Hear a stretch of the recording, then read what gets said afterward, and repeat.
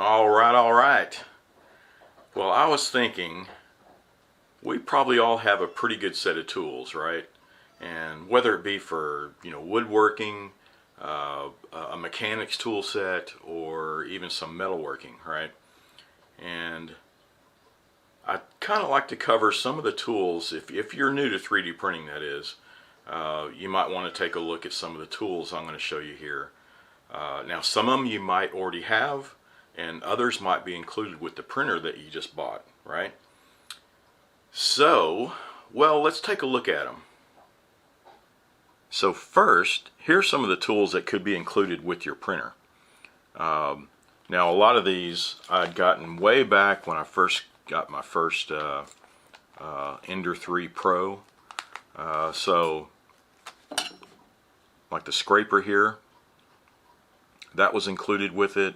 A set of wire cutters was included with it, and of course all the little Allen wrenches, and a lot of these, so you just have a huge collection of Allen wrenches, and they always have a little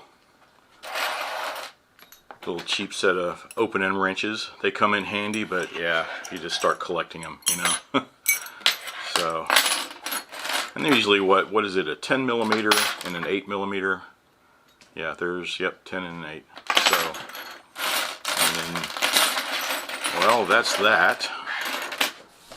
Some of them are like this Anycubic has a little tool drawer in here, which is pretty handy. And there she blows. There's our little cutter, little wire cutter. Of course, we're using it for the filament cutter.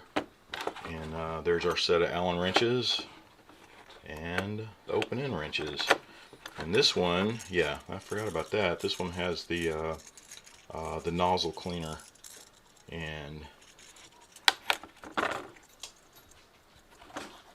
but that seems to be a standard set with 3D printers now. And with that little drawer in there, this came from the factory like that. Up here on the Ender, of course, I printed this off so I can have my own little spot for each printer. Now, some of these are used for cleaning up the print, like a good set of brushes, and they can come in some nylon, some steel, some brass, and in this case, if you needed just a nylon, just a little brush, a lot of times I use an old toothbrush, right? They get a second life, you know what I mean? And this one's a steel. I think the brass, they come in smaller sizes also. And Harbor Freight has them. You can get them in sets. Some this long, some are much shorter, and they come in sets of with a nylon, a steel, and a brass brush. And they're fairly cheap, but they come in handy. Now the steel, you don't want to scar up your print. So you might want to use a nylon brush for that. And I used to use, and still do, the brass brush I used to clean off the nozzle. And this one is a combination, and you can see it has a nylon brush here, brass at the tip, but it also has a scraper on the other end. So that's kind of a handy tool. It's the scraper, it does okay, but it's just like you can print off a scraper, but the same effect. I kind of like I like the metal scrapers like this. And a file, if we're still cleaning up the part, it's nice to have a good file set. Now you can tell this is not a huge file. This is one of my favorite ones. It's a nice compact size. You can get smaller detail files. You can get larger files if you need it for a larger part. But just don't get anything that's too raspy. You want a fine file, and you can use it to clean up edges and stuff like that. And speaking of cleaning up edges, some of this stuff is commonly used in for metalworking, right? And like this, these are deburring tools, and you can see there's a small size and a large size. The large size I usually keep down in the shop, and I use it for aluminum and steel, right? So you can come around and clean up the edge, right? With the smaller piece that I use up here with my parts, you can go through and clean up little burrs, clean up the edges, make it look a little professional there, and it helps also if you have the elephant's foot on some of your prints that you can't seem to get rid of. Well, you can get rid of it with this, right? And they usually come with extra tips. Well, not in that one. Yeah, you can hear them in there. So there's multiple tips with them. Handy if you're using it for actual metalworking. With this, the plastic, it'll last a lifetime, right? And what else? There is this is a hand reamer, and with this you can use it, it's almost like a chamfering tool, right? It's a reamer, and if you want to clean up the holes here, deburr them, or whatever, that comes in very handy. You can use them on all your printed parts also.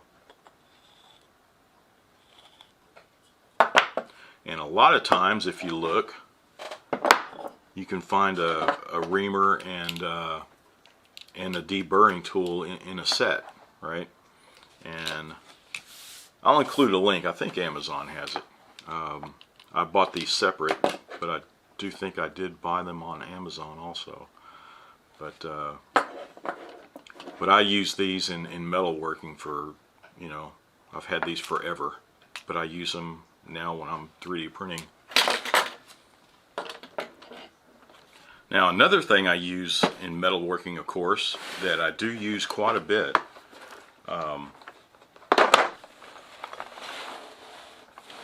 it's a tap and die set. Now, this is a real cheap one that I got off of, I guess, Harbor Freight. And when I got this, I knew that sooner or later, if I use them a lot on metal, they're going to be junk, right? They don't cut well after a while, and but it was a cheap set, right? But I ended up using it a lot more on my printed parts. So if I have some really tight threads on here, you know how they usually, it's really hard to get the smaller threads and tighter threads to print off correctly. Well, just go ahead and print them off, and then come up with your tap and die set and follow it through, right? And it cleans it up. It still leaves enough. It's not like you're re-drilling or anything. You're just kind of cleaning up the thread, so it still has a good amount of strength left to them on the plastics. But I use these a lot. This is a full metric set. I have an SAE set also. Or you can just buy the specific, if you use a certain size of fastener, so if it's an M3 or M4, M5 that you use a lot, just get the specific tap and die for that, right? You don't have to get the whole set if you don't want to, but sometimes they're inexpensive enough where you just get it and go, right? Now, some tools are pretty specialized. You don't find them in everyday toolboxes, but some of them, like this one, this little cutter has a little razor blade there, and I use this for cutting the PTFE hoses, right? When I'm replacing them, or doing maintenance on my machine, and You need a new hose. Well, you can place it right in there, and there you have a nice, good, clean, perpendicular cut, right? And this helps so that when you're feeding it back into your hot end, that everything lines up correctly. If it's slanted a little bit or gnarled up when you're trying to cut it, well, that leaves a chance for that molten filament to ooze out of it, right? And then sooner or later you're going to get a clogged nozzle. And they're fairly inexpensive, and I'll include a link to that also. And they're usually coming in a kit, right? So you get a cutter and along with some other stuff, right? But take a look at it. This next one is, you know, the little nozzle cleaners, and it's usually that one piece of wire that you use to clean out your hot end and your nozzle. That, just like I showed you here with on this Anycubic, it came with that little single deal. And I mean, they're easy to misplace, or when you're using it, if you end up having to use it a lot, they'll bend up and all that good stuff. So if you want to replace it, they have entire sets here. Now I use these mainly for, and I got them in a kit. These are the long ones, and they have a short ones also. And I use them to clean carburetor jets, right? But I saved this long one, and I use that to clean out my nozzles also. So you can get the different sizes. Some of these are way too large, of course, but some of these, so you can have the 0.4, 0.6, 0.8 nozzle cleaners, you know, just all right here in this kit.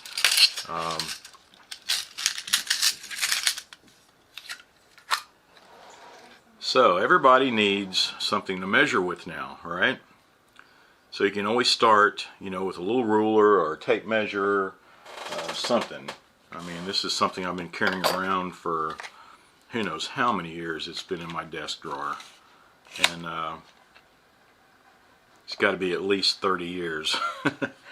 And a nice little straight edge is nice. Have inches on one side and up to 6 inches, and looks like about 15.5 millimeters. That comes in handy. And of course, I would highly recommend some kind of caliper, right? A very nice set. These are the Mitutoyos. They're kind of pricey to first start out with, but they are very reliable and very accurate. And I have had these for a long time. I'm going to look up, see if we can see a date here. Certificate of Conformance, yeah, 1987. I was about to say the late 80s, early 90s. So 1987 is when I first got this set. And this is the set that I use at my desk, really, and for quality control when I'm checking out you know, aluminum parts or whatever, and I really need precision. Plus, I don't want to take these down in the shop and get them all screwed up with dust, dirt, aluminum shards, that kind of thing. This set, now there are tons out there. This set was very affordable. And who was this? Is Vinca, but it's a very nice, affordable set. And it goes from there's inches. You can see it even does fractions. You see that, and metric. But I'd highly recommend one. That way you can check and see, you know, the accuracy of your prints. You know, when you're calibrating your machine, and you want to make sure that you know, the right amount of filaments coming out. I mean, just got to have something to measure with, right? So get you a good set. Put all this back up. So I think that is about it. Some of these tools you might have, others are, you know, kind of specialized. They serve a specific purpose, right? But hopefully this will help you out if you're just getting started. If not, if you have some good ideas, some of your favorite tools or some tools that you use that I haven't mentioned, well, let us know in the comments, you know. And for a lot of these tools, I'll include some of the links so you can take a look at them. I'll include the links in the description. But I guess that's about it for this video. So, as always, thanks for watching. Be sure to subscribe and watch for my next video.